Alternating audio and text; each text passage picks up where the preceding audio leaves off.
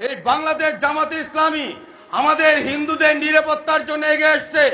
আমি তো মনে করি 100 বছরেও কোন দল হিন্দুদের জন্য এইভাবে নিরাপত্তা দিতে পারে নাই।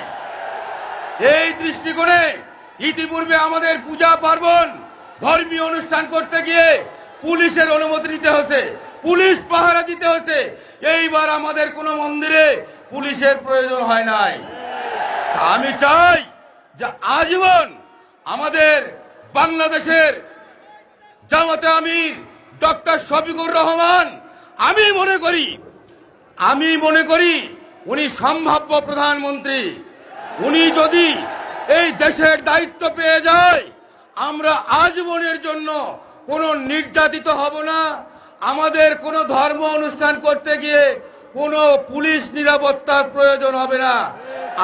আসুন আমরা দল মত ধর্ম বর্ণ নির্বিশেষে এই 5টি বছরের জন্য ডক্টর শফিকুর রহমানকে আমরা প্রধানমন্ত্রী করে বাংলাদেশকে বিশ্বের মধ্যে একটা মডেল দেশে রূপান্তরিত করব। এই বলিয়ে আমি আমার সংক্ষিপ্ত বক্তব্য শেষ করছি। আপনারা সবাই আমার জন্য দোয়া আশীর্বাদ করবেন, আমিও আপনাদের জন্য দোয়া এবং আশীর্বাদ করছি।